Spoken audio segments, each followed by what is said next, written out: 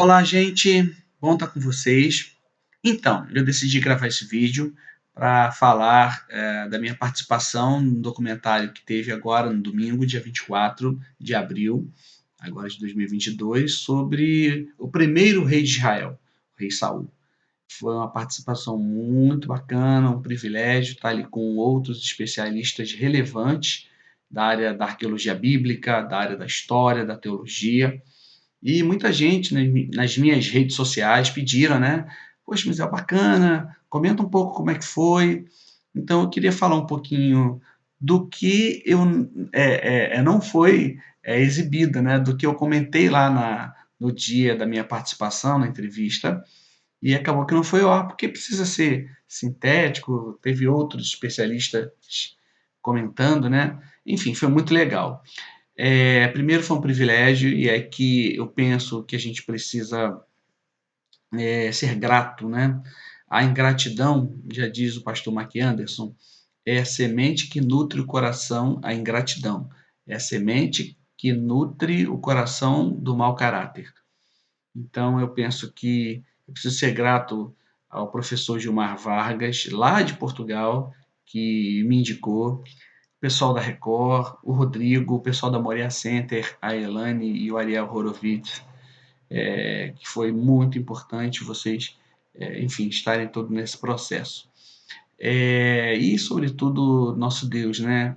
E aí vai um pensamento para você de que quando Deus ele resolve realmente te abençoar, ele realiza, ele é Senhor de todas as coisas.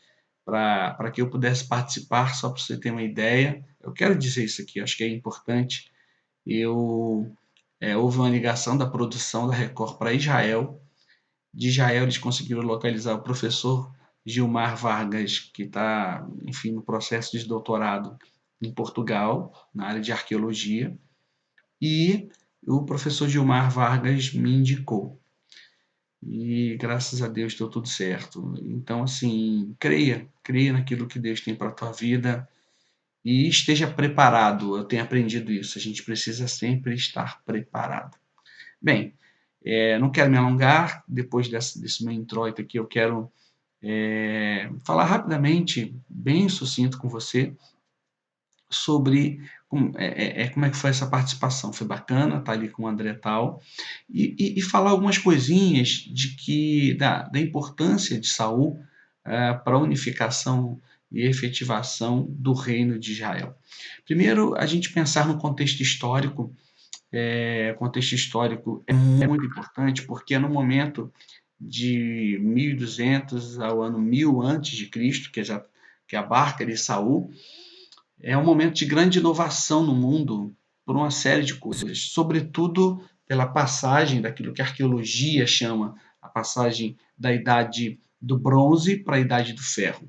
E a idade do ferro ela vai trazer uma série de revoluções tecnológicas, sobretudo, gente, na agricultura. Eu consigo fazer um processo de plantio mais eficaz, com o ferro, porque os instrumentos são melhores, são mais resistentes, sobretudo naquela área desértica da Palestina. Então, assim, é importante frisar isso. A idade do ferro foi fundamental. Foi esse período de inovações tecnológicas, também a expansão do alfabeto, gente, porque aí os registros mercantis, a comunicação melhora, porque o registro foi um momento, esse momento ali, entre 1200 e 1000, onde a expansão do alfabeto fenício ele acontece. Então, o processo de comunicação melhora demais. Outra coisa interessante é a domesticação do camelo, que acontece exatamente nessa época. Camelo, despeito dos jumentos, né, que eram os animais de carga usados antes, eles conseguem ir a lugares muito mais difíceis de muito mais difícil acesso, né, e ele consegue estabelecer efetivamente a cultura da caravana, né, e através da cultura da caravana eu tenho efetivamente o desenvolvimento de cidade no interior. da Península Arábica, no interior de regiões desérticas, a, a própria cultura de se caminhar pelo deserto do Saara e por aí vai. Então, olha que interessante. A domesticação do camelo é importante porque ele produziu riqueza, produziu a geração e a formação de cidades. E o desenvolvimento das embarcações. As embarcações eram, antes desse período, eram muito mais rudimentares, elas não tinham tanta autonomia, se eu posso dizer assim, de viagem. Então, possibilitou, então, portanto, um advento do ferro, melhores lemes, melhor construção de embarcações, fazendo com que exatamente os principais inimigos do povo de Israel, os chamados povos do mar, os filisteus, saíssem lá do mar Egeu, lá de cima, lá da região da Grécia, e viesse, sobretudo, ali para o mar Mediterrâneo, para a costa israelense.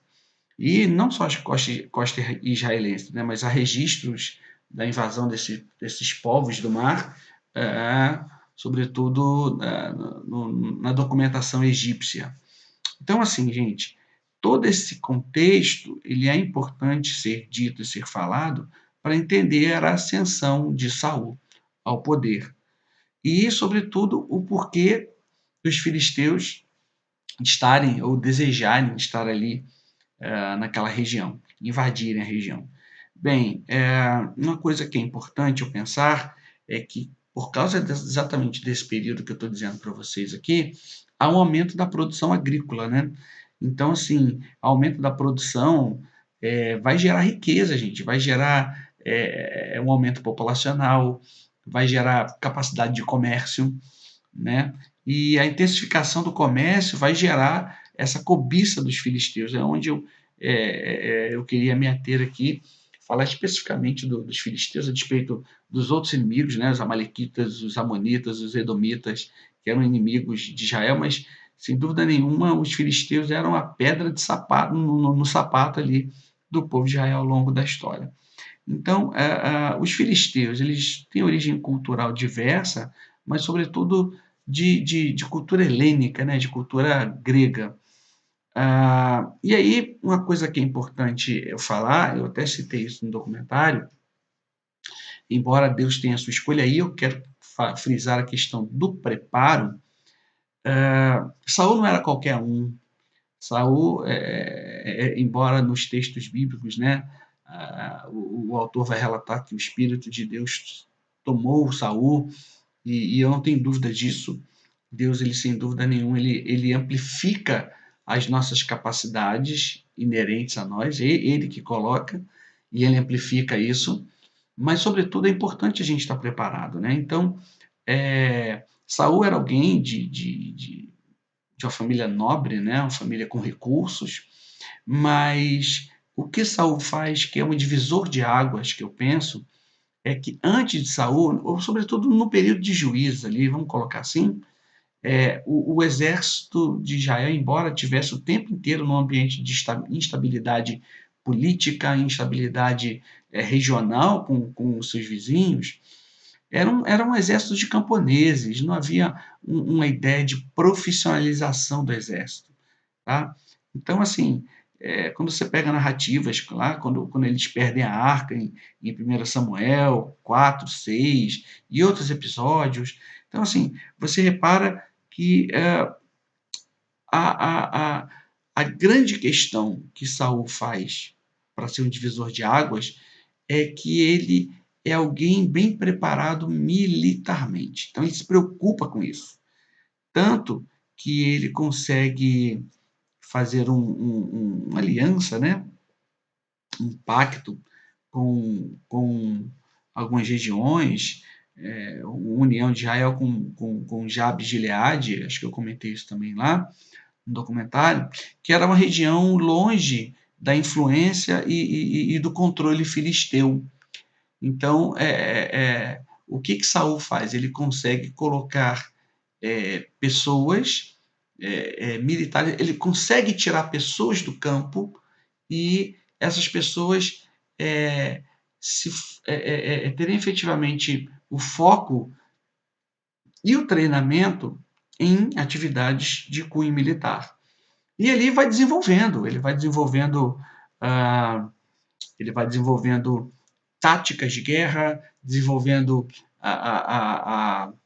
as armas, embora os israelitas eles não tinham, né, a tecnologia do domínio do ferro, porque para dominar o ferro precisa de altas temperaturas, é toda uma questão tecnológica muito específica, diferente do bronze. Então, de qualquer modo, o que Saul faz que incrementa a ideia de se ensaiar efetivamente um exército permanente é de treinamento. E isso era muito difícil de acontecer antes, sobretudo no período dos juízes, as atividades das pessoas, cada um tinha suas atividades, camponeses, comerciantes, enfim. E quando vinha o inimigo, reuniam-se e iam para a batalha. Quer dizer, não tinha um aspecto de profissionalização desse exército.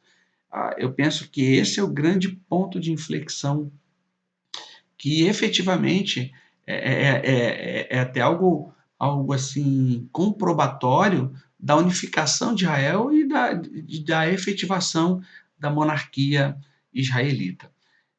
E a partir daí você tem, depois de Saul, Davi, Salomão, e você percebe que o território só amplia, né?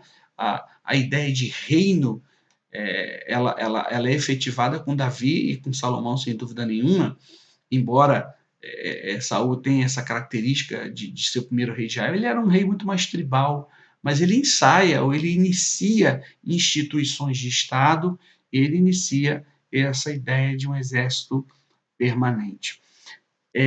Por fim, gente, viu, eu falei que ia ser bem curtinho hoje aqui esse nosso bate-papo. Uma coisa só para a gente pensar é que essa ideia desse exército permanente e arqueologia, né? Qual é a base arqueológica ou vestígios arqueológicos ou indícios que a gente tem desse período de Saul, não efetivamente dele, mas do período, que a gente vai perceber que, por exemplo, povoados como de Tel El-Ful, lá em Israel, eram povoados com fortificação, com casamatas, com muralhas, diferentemente dos povoados e esse povoado que eu falei para vocês, exatamente do período de Saul, diferentemente do povoado antes de Saul, que eram localidades mais simples, localidades sem fortificação, aldeamentos muito desprotegidos. Então, o que a gente percebe? A despeito do que vai acontecer com Saul lá na frente, que aí é o que a gente precisa ter cuidado, né? A própria palavra fala que aquele que está de pé olha para que não caia, mas o momento de ascensão de Saul, ele realmente estava alinhado com aquilo que Deus queria e, sobretudo, estava preparado. E ele desenvolve todo, ou ele estabelece, melhor, ele estabelece todo um arcabouço para que a monarquia de Israel ela pudesse ser efetivada a partir dele. Foi muito legal ter participado, obrigado por você ter assistido. Se você não é inscrito no canal, se inscreve no canal, ativa as notificações. É legal porque você vai ficar sabendo de outros vídeos que a gente posta. E é isso, tá bom? Deus te abençoe. Até uma próxima.